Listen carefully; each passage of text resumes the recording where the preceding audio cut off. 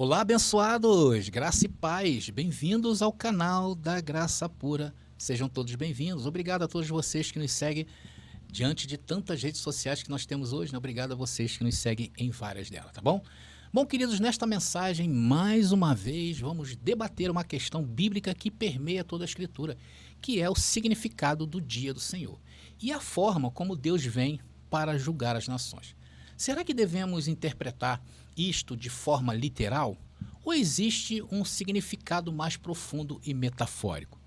Então, nosso objetivo é estudar como essas expressões aparecem no Antigo Testamento e no Novo Testamento, entendendo a sua aplicação na destruição de Jerusalém e dentro do ministério de Jesus. E para isso, abençoados, antes de entrarmos na mensagem, eu gostaria de pedir a todos vocês que ainda não se inscreveram em nosso canal, se inscreva em nosso canal, deixe seu like, compartilhe as nossas mensagens, deixe seus ricos comentários e se você quiser que o YouTube te avise, é só você teclar aí esse sininho embaixo. Estamos então entendidos, queridos? Vamos então agora a hora da verdade, a hora da cereja do bolo? Vem para a graça que eu te explico. Agora é a hora da palavra. De fato, abençoados, vamos a um texto em que Jesus nos fornece um tempo para o juízo do Senhor acontecer. Jesus falou isso, André? Falou. Está lá em Mateus capítulo 24, versículo 34, que seria o período daquela geração. Jesus diz, olha, não passará esta geração até que todas estas coisas aconteçam. Todas o quê? Tudo o que Jesus vem falando a partir do versículo 1 de Mateus capítulo 24, seguindo até o capítulo 25. Então, todas estas coisas aconteceriam no tempo de uma geração. Então, Jesus disse que será dentro da sua geração que aconteceria esse dia do Senhor. E o dia do Senhor, irmãos, não foi algo novo que Jesus estipula a partir deste ponto. Jesus não está falando que a partir deste ponto o dia do Senhor seria diferente do que foi no Antigo Testamento. Se nós olharmos para trás, nós vamos nos deparar com vários dias do Senhor na história. Agora, o mais importante do que saber quais são estes dias que a Bíblia aponta para o dia do Senhor é saber o conceito, entender o que é o dia do Senhor, já que Jesus não está falando nada novo. Então, o que nós devemos fazer? Devemos ir, então, de encontro ao Antigo Testamento, descobrir este conceito. Então, no Antigo Testamento, o dia do Senhor é descrito como um momento de julgamento divino contra nações específicas. Ou seja, isso aí é um conceito diferente do que ensina o cristianismo tradicional, pois o dia do Senhor do qual Jesus está falando só pode ser o conceito bíblico e não do que ensina o sistema religioso. Vamos ver alguns exemplos? Olha, lá em Isaías, no capítulo 13, dos versos 9 a 10, encontramos uma profecia contra a Babilônia. E aqui começa o nosso passeio no Antigo Testamento profético, né? Então vamos lá ver Isaías capítulo 13, vamos nessa. Disse o texto ali, eis que vem o dia do Senhor. Atenção na linguagem que é usada pelo profeta Isaías. Eis que vem o dia do Senhor, horrendo, com furor e ira ardente, para devastar a terra e destruir seus pecadores. Irmãos, esse evento é um evento que já aconteceu. E ali está bem claro, devastar a terra. Será que esse evento devastou toda a terra? Aí diz ali o texto, continua o texto. Pois as estrelas do céu e as suas constelações não brilharão. O sol se escurecerá ao nascer e a lua não dará sua luz. Aqui o profeta Isaías usa imagens cósmicas, sol escurecendo, estrelas caindo, para descrever o dia do Senhor, que historicamente se refere à queda da Babilônia. Então, estes eventos não ocorreram literalmente no cosmos, mas metaforicamente indicavam o colapso de uma grande nação. E quando isso se deu, André? Essa profecia, irmão, se cumpriu em 539 a.C. E como isso aconteceu literalmente então, André? Quando o Império Medo-Persa, liderados por Ciro o Grande, derrotou a Grande Babilônia, ou seja, durante uma guerra. Isso, irmãos, é um conceito bíblico. Isso não é tirado da minha cabeça. Tanto que estas imagens foram repetidas por Jesus em Mateus capítulo 24 e 25, Lucas capítulo 21 e Marcos capítulo 13. E do que se trata o conceito do dia do Senhor no Novo Testamento? Não pode ser outra coisa, a não ser o quê? O mesmo dia do Senhor do Antigo Testamento. Por isso que o tipo de linguagem que Jesus usa lá é o mesmo que Isaías usa aí também. Vamos ver mais um exemplo desse conceito do dia do Senhor? Deus levanta Ezequiel para anunciar o seu juízo agora contra o Egito. E está no capítulo 30. Vamos ver essa passagem? Ezequiel, capítulo 30, dos versos 3, os versos 3 e verso 4. Disse o texto ali: porque está perto o dia do Senhor, dia de nuvens, será o tempo das nações. A espada virá sobre o Egito, e haverá angústia na Etiópia, quando caírem os mortos no Egito, e levarão embora a sua riqueza. Irmãos, aqui o que vemos, simbolicamente falando, é o mesmo tipo de linguagem utilizada por Isaías, por Jesus e outros profetas. Ou seja, o que está se vendo aí do dia do Senhor é um conceito. Deus levanta uma nação para trazer juízo a outra. E quando essa profecia se cumpriu? Entre os anos 601 a.C. e 525. E como se cumpriu literalmente isso aqui? Irmãos, aqui se trata, da queda do Egito. A primeira investida militar contra o Egito foi por parte da Babilônia, e isso aconteceu no ano 601. Isso enfraqueceu o Egito. Porém, entre os anos 568 e 567, houve outra investida, e essa investida acabou por devastar o Egito, mas ele só foi completamente destruído e conquistado no ano 525 a.C. Então vocês podem perceber que ele foi predito em profecias hebraicas, com todas as figuras simbólicas comuns à sua cultura. Mas os eventos literais foram o quê? Foi a guerra. Então vocês estão percebendo esse conceito? Esse aí é o conceito do dia do Senhor nas Escrituras. Isso foi predito em todas elas. Deus usava nações como instrumentos de julgamento. O dia do Senhor nunca foi, dentro da palavra, um evento global, mas um momento em que ele demonstrava a sua soberania ao punir os ímpios. E os profetas que eram por ele chamados usavam essas figuras de linguagem para dizer que Deus estava presente no mundo. Esses exemplos demonstram que Deus não precisava descer fisicamente do céu para julgar. Em vez disso, ele usava acontecimentos históricos, como guerras e destruições, para revelar sua presença e poder.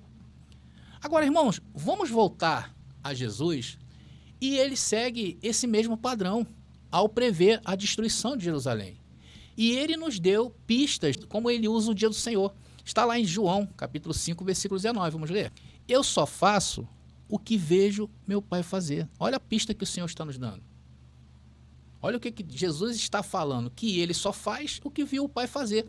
E o que ele viu o Pai fazer no Antigo Testamento, dentro do seu dia? A mesma linguagem, o mesmo uso, através de uma guerra. Então, irmãos, a grande questão que nos faz pensar é que ele não viu o Pai vir nas nuvens e glória com seus anjos para todos verem, porque Deus não fez isso. Ou seja, se não entendermos o conceito bíblico para algumas profecias ou palavras, vamos sempre patinar, como acontece com o cristianismo tradicional. Então, a conclusão que eu posso chegar é só essa, que Jesus faz o que viu o Pai fazer. É isto que está sendo mostrado a vocês nesta mensagem. Então, ele segue esse padrão ao prever o quê? A destruição de Jerusalém. Mateus capítulo 24, versículo 2, quando ele preveu essa queda. Está aí, ó. Olha a queda de Jerusalém aí. Em verdade vos digo que não ficará aqui pedra sobre pedra que não seja derrubado. Então Jesus anuncia a queda do templo. Essa declaração, irmãos, chocou os discípulos, pois o templo era o centro de adoração e de poder de Israel. Então, mediante a isto, o que restou aos discípulos? Perguntar ao Senhor quando seria esse dia. E nós encontramos no versículo 3 aqui essa pergunta. Quando se dará essas coisas, Senhor? Quando se dará o sinal da tua vinda e do fim da era, ou fim dos tempos, ou fim do mundo, como queiram? Agora, por que os discípulos perguntaram o fim da era? Por que os discípulos perguntaram o fim do mundo? Porque, irmãos, haveria uma guerra. Porque esse era o conceito judaico que estava na mente deles. Esse é o conceito judaico profético para o dia do Senhor. E mais uma vez, isso é padrão bíblico e não padrão da igreja moderna. Não pode ser, irmãos, o que eu quero, e sim o que eu estou vendo. Então, se eu estou vendo isto e sabendo aquilo, se eu sei que é o conceito do dia do Senhor, eu não posso mudar isto, porque eu estou sabendo aquilo.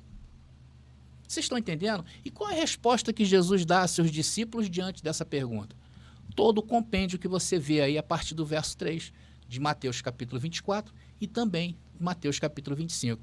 E lá entre os versículos 29 e 30, ele fala desse conceito que vimos no Antigo Testamento, ou seja, o que Jesus viu o Pai fazer. Vamos ver essa passagem? Mateus capítulo 24, versículo 29 e 30. Disse o texto ali: logo depois da tribulação daqueles dias, o sol escurecerá, a lua não dará a sua luz, as estrelas cairão do céu e os poderes dos céus serão abalados. Então aparecerá no céu o sinal do Filho do Homem. Olha o sinal que ele estava prevendo lá que os discípulos pediram. Então Jesus está repetindo o que aí, irmãos? Os mesmos símbolos usados em Isaías e Ezequiel. Por que Jesus repete isto? Porque ele só faz o que viu o Pai fazer. Isso também prova, irmãos, que Jesus é eterno, porque Jesus já estava no Antigo Testamento com o Pai, só não havia sido revelado. Então Jesus utiliza a mesma linguagem do Antigo Testamento para descrever o que ele disse lá no versículo 2, o juízo sobre Jerusalém, a queda do templo. Assim como Isaías descreveu a queda da Babilônia com imagens apocalípticas, Jesus anuncia o colapso da era judaica, simbolizado pelo quê? Pela destruição do templo, com expressões parecidas, semelhantes. E Jesus anuncia também como a sua parúzia, o dia do Senhor, que é a sua presença neste dia, vindo o quê? Na glória do Pai, como descrito agora em Mateus capítulo 16, versículo 27. E disse o texto ali bastante conhecido por nós: porque o Filho do Homem virá na glória de seu Pai, com seus anjos. Então dará a cada um segundo as suas obras. Logo, no Antigo Testamento, a vinda do Pai não era física, mas manifestada em atos de julgamento.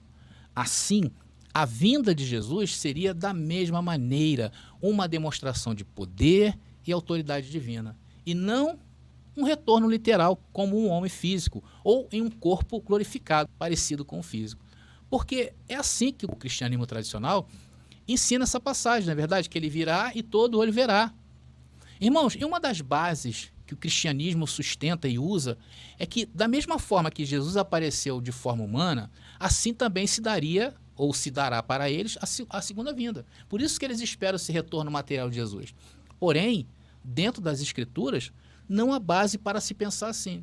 Agora, a materialização de Jesus é a prova do Deus invisível, como informado por Paulo. Paulo falou isso, né? Colossenses capítulo 1, versículo 15, uma rápida passagem. Disse o texto ali sobre Jesus, o qual é a imagem do Deus invisível, o primogênito, ou o primeiro de toda a criação. Então, abençoado, baseados nestes conceitos, podemos prosseguir para falar sobre a pregação do Evangelho, porque é um outro empecilho que a tradição se apoia para afirmar que o Evangelho não chegou ao mundo todo, não é verdade? Porque o próprio Senhor disse isso aqui, olha, Mateus capítulo 24, versículo 14. Vocês percebem que os assuntos escatológicos, eles um vai puxando o outro, né? Quantas vezes a gente já ouviu argumentos contra isto, dizendo, mas o Evangelho não chegou ao mundo todo. Porque Jesus disse isso aqui, olha, este Evangelho do reino será pregado em todo o mundo, como testemunha, e a todas as nações, e então virá o fim. Por causa disto, muitos acreditam que essa profecia ainda não se cumpriu. Mas se nós olharmos para aquela geração de Jesus, nós vamos ver que se cumpriu sim. O próprio apóstolo Paulo nos dá outra perspectiva disto, que isso se cumpriu no primeiro século. Vamos ver alguns exemplos de Paulo falando sobre isso, alguns versículos, está aí. Primeiro se encontra lá em Romanos 1,8, que diz, a fé que vocês têm é proclamada em todo o mundo. Colossenses 1,6, o evangelho chegou até vocês, como também em todo o mundo. Colossenses 1,23, o evangelho que vocês ouviram foi pregado a toda criatura debaixo do céu. Então se cumpre Mateus capítulo 24, versículo 14, que este evangelho do reino seria pregado a todos. Já que estamos nos baseando nas palavras de Jesus para a geração daquela era, como está escrito em Mateus capítulo 24, versículo 34, eu não posso de maneira nenhuma aceitar que isso ainda está por se cumprir. Paulo afirma que o evangelho já havia alcançado o mundo conhecido na época. Isso indica que o fim mencionado por Jesus estava próximo.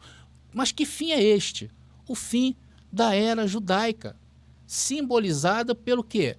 Pela destruição de nada mais, nada menos do que o templo no ano 70. Então, irmãos, mediante a isto tudo que vimos até agora, conhecendo o dia do Senhor pela palavra, só posso afirmar que se a Bíblia está certa, esse fim já chegou. Vamos agora analisar o contexto histórico do que houve naqueles dias, ainda durante a geração de Jesus. Não podemos passar da geração de Jesus. A destruição de Jerusalém foi um evento histórico ocorrido no ano 70, como a gente sempre tem falado, o ano 70 do primeiro século, tá? Não é o ano de 1970, não. Quando os romanos, liderados pelo general Tito, destruíram o templo através de uma guerra. Essa catástrofe foi o cumprimento das palavras de Jesus em Mateus capítulo 24. Só pode ser relacionado a isto. Nenhum evento nos dias passados, depois do ano 70, até os dias de hoje para o futuro, marcaria ou marcará tal fato. E talvez você até se pergunte assim, poxa André, tudo bem, mas por que a destruição de Jerusalém no ano 70 é importante e não outro tempo? Porque, irmãos, foi um sinal de que o cristianismo era o verdadeiro povo de Deus, como indicado por Jesus em Mateus capítulo 21. Vamos ver, Mateus capítulo 21, lá no versículo 43, Jesus disse aqui, olha, o reino de Deus será tirado de vocês. Vocês quem? Quem Jesus estava falando aí? Ao Israel. E dado a um povo que produza os frutos do reino. Então isto também marca o fim do judaísmo bíblico, ou judaísmo mosaico, ou ainda judaísmo levítico. Porque sem o templo, o sistema sacrificial da lei de Moisés torna-se o quê? Obsoleto. Não tem como se sustentar nos dias de hoje. Hebreus capítulo 8, versículo 13, nos informa, olha, Hebreus capítulo 8, versículo 13 é bem claro, a gente sempre fala isso aqui, dizendo, nova aliança envelheceu a primeira. Ora, o que foi tornado velho e se envelhece, perto está de quê? De acabar, perto está de morrer. Então, isso também é uma prova que até o ano 70, a lei de Moisés estava de pé e que havia ainda o sistema de sacrifícios, de perdão de pecados. Aí estão todas as afirmativas para se fundamentar nas Escrituras e o que ela quer dizer. Esse conceito é um conceito muito forte, porém, não veem como mudar. Tem pessoas que mesmo ao ouvir isto, elas não conseguem perceber, não conseguem mudar suas mentes por causa da esperança que a outra interpretação lhes deu. Porque o que acontece? O que o futurismo prega? Que haverá um lugar onde as pessoas viverão dentro da justiça, onde não haverá guerra, não haverá o mal, a morte será destruída. Então, isso que o futurismo implantou na mente das pessoas, essa esperança, ainda que, biblicamente falando, é uma esperança fora da realidade, mas é uma esperança, e as pessoas se agarram a isto. Por isso elas veem muita dificuldade em entender. Porém, o que apresentamos pode ser também muito esperançoso para nós hoje. Porque está aí um desafio de se incluir no mundo novamente. E isso é um desafio. Todos nós passamos por esse desafio. E esse desafio, ele não espera mais uma escapada desta vida através de um falso arrebatamento. Porque hoje a presença de Deus é real. E não há nada que nos separe desse amor, como disse Paulo em Romanos capítulo 8. E temos paz com Deus, como está escrito lá em Romanos capítulo 5, versículo 1. Então toda essa ressignificação, todo esse mover de volta ao mundo, vai trazer ao mundo arejo que o mundo hoje precisa. Por isso que a importância dessa palavra nos dias de hoje, para nos colocar em cena de novo no mundo, porque o cristianismo vive alienado. Quando a gente fala o dia do Senhor, não significa um evento apocalíptico, cósmico, que ainda vai se cumprir no futuro, mas foi uma demonstração contínua do domínio de Deus na sua história. Assim como Deus esteve presente no passado, ele continua a agir conosco hoje, de forma diferente, através do conhecimento. Hoje não precisamos mais usar o simbolismo, hoje vivemos a imagem real das coisas. E isto, irmão, nos põe em alerta, porque a todo momento encontraremos pessoas prontas para torcer o que está sendo nos apresentado. Por isso que devemos interpretar as Escrituras à luz do seu conceito histórico e linguístico, e não do que o homem quer fazer com ela. Esse tipo de interpretação, ele servirá eternamente. Não há outro tipo de interpretação bíblica que valorize a Bíblia dentro dela. Nem toda a linguagem bíblica, irmão, é literal. Muitas vezes as Escrituras usam metáforas para comunicar verdades profundas. E, de fato, vivemos neste reino hoje, que não é físico, mas espiritual. Jesus disse lá em Lucas capítulo 17, versículo 1, disse o quê? O reino de Deus está entre vocês. Então devemos viver como? Como cidadãos desse reino, proclamando o evangelho, essas verdades, e demonstrando o amor de Cristo, sem religiosidade. Esta é a verdadeira mudança que nos aguarda. E isso é um desafio. Então, abençoados, a conclusão que eu chego é que possamos compreender que o dia do Senhor não é uma ameaça distante, mas uma realidade contínua que aponta para a soberania de Deus. Assim como Jerusalém foi julgada e o reino de Cristo estabelecido, somos chamados a viver com fé, sabendo que o Senhor está presente entre nós. Então, quero encerrar essa mensagem lendo com vocês Romanos capítulo 13, versículo 11. Olha que maravilha. Disse o texto ali: chegou a hora de vocês despertarem do sono, porque agora a nossa salvação está mais próxima do que quando cremos. Então, irmãos, que possamos meditar nisto. E como o mundo carece da aparição dos filhos de Deus sem a religiosidade, e que já estão se despertando desse sono da religião. Então, meus queridos, se você aí se interessou ou se interessa pelo assunto, hoje eu tenho vários livros onde eu me aprofundo mais ainda para te mostrar estas interpretações que têm mudado vidas.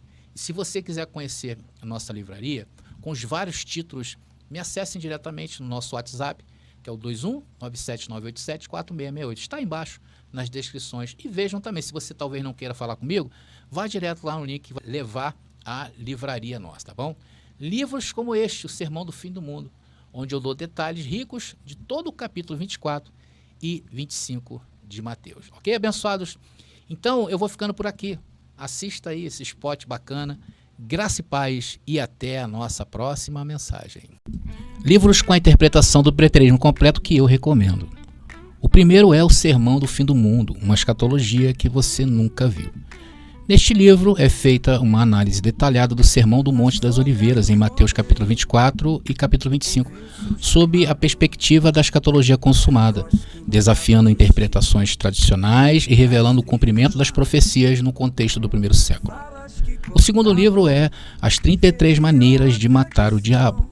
Neste livro, analiso 33 passagens bíblicas que mencionam a palavra diabo, oferecendo uma interpretação histórica e cultural que desafia as crenças tradicionais. Será que o temido diabo é realmente um ser espiritual ou apenas um conceito distorcido ao longo do tempo? Leia. O terceiro livro é Hebreus e o Fim dos Tempos. O que precisa ser apurado? Este livro oferece uma profunda resposta escatológica sobre a divindade de Jesus e a eternidade da graça, mostrando como Cristo cumpre e supera o pacto da lei, inaugurando a nova aliança. E o quarto e último livro, A Doutrina do Inferno, suas manipulações e mentiras no sistema religioso. Neste livro, revelo como a doutrina do inferno foi manipulada ao longo da história para incutir medo e controle nas instituições religiosas. Uma análise bíblica e histórica que desmascara as mentiras que cercam o temido inferno eterno. Então está aí os 4 livros que eu aconselho você a ler. O reino dos céus é agora, não é só.